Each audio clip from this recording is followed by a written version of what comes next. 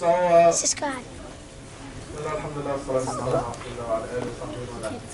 have been coughing for about a week, 10 days. I'm losing my voice. It affected my ears. So if you ask me a question, make sure you raise your voice. Otherwise, I can't hear anything. Okay? How many of you know the story of the trench? The Prophet ﷺ was digging the trench, right? So it's a big project that it took everyone working together to do it, right? And if the Prophet ﷺ wanted to do it all by himself, it would have taken a long time to do, right? A lot of work. Same thing for building the masjid of the Prophet ﷺ in Medina. Did he build it all by himself, or was he working with other people? Did he do it by himself or with other people? What? Yes. With his? Oh, this is Ibrahim building the Kaaba, right? But we're talking about the masjid in Medina. Yes? With his people. With his Sahaba, companions, right? With his friends. So if you want to do something good, then you can either do it by yourself, and it will take a long time, or you can work with other people. So I'm going to give you a few examples.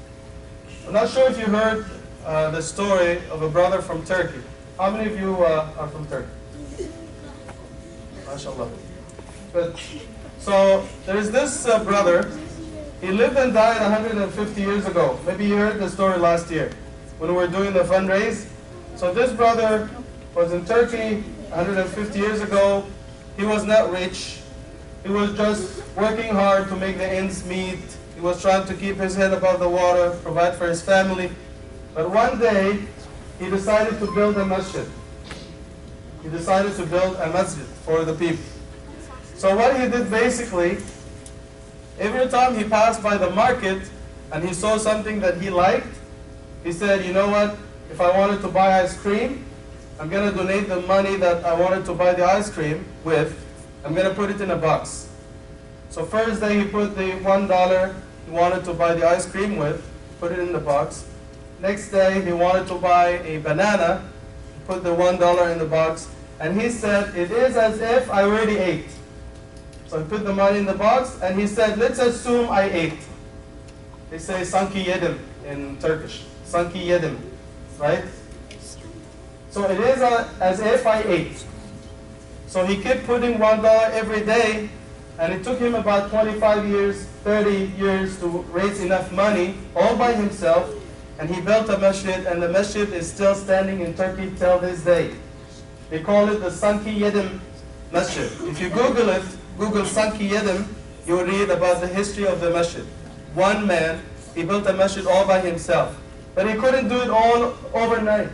It took him 25 years, 30 years. How many of you heard about Malcolm X? Raise your hand. Yes.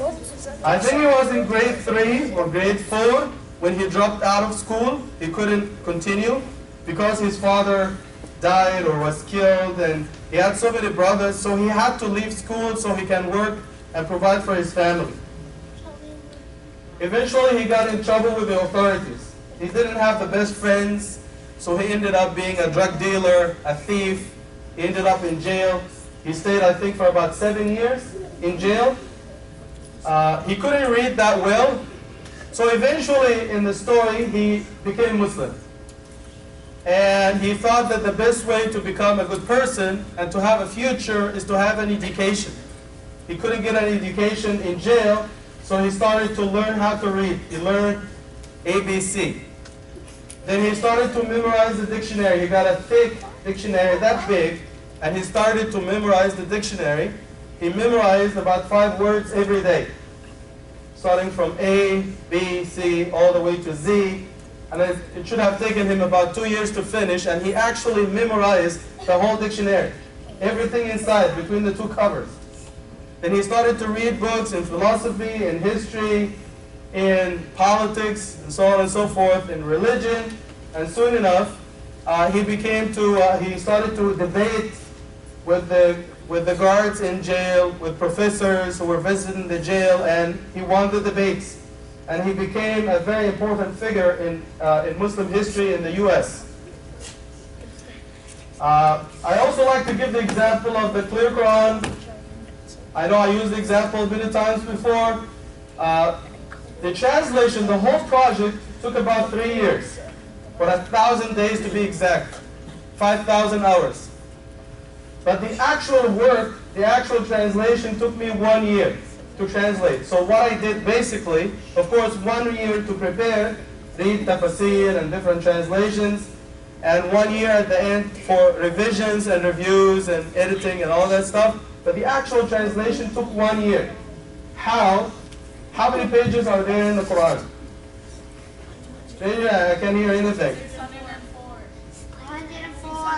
104. Now I'm talking about the pages, not the chapters. 604. MashaAllah. We'll give you something tomorrow. We'll send you the check in the mail. 604 pages in this Quran. So I decided to translate 1 page every day. 2 faces. Like this. This face and this face. 1 page every day. There are 365 days in the year.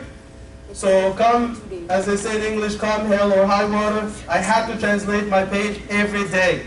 Whether I was sick, I was in the hospital, I have to translate.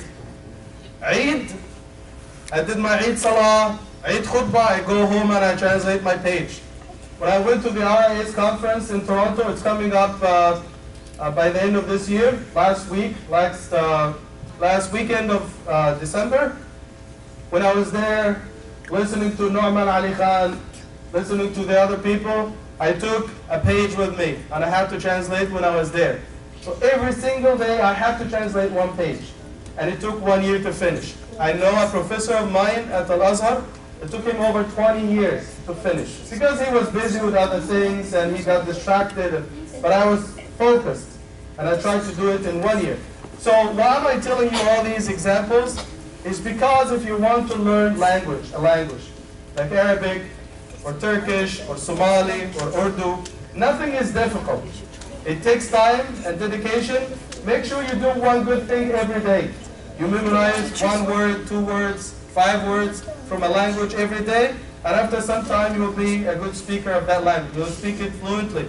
If you want to memorize Quran, you can memorize 1 ayah every day. Yes, it will take you a few years to finish, but you will do it. The other way, if there's something difficult that you want to do, something good, as I said, either do it over a long period of time, and I gave the example of Lake Ontario. It didn't happen overnight. Small drops of rain came together over many years, and they formed Lake Ontario, huge. So you can take a long time, questions at the end. I'll give you 1 more example.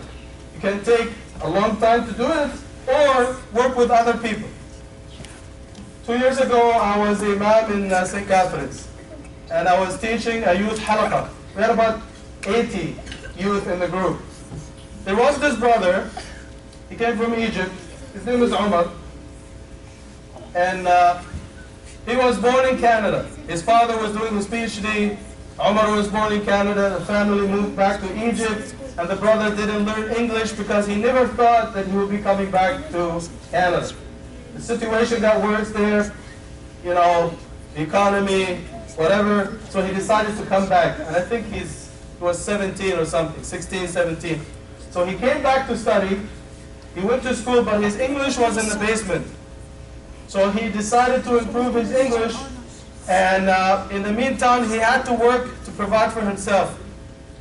Those of you who know St. Catherine's, the employment rate is probably the highest. The unemployment is the highest in Canada.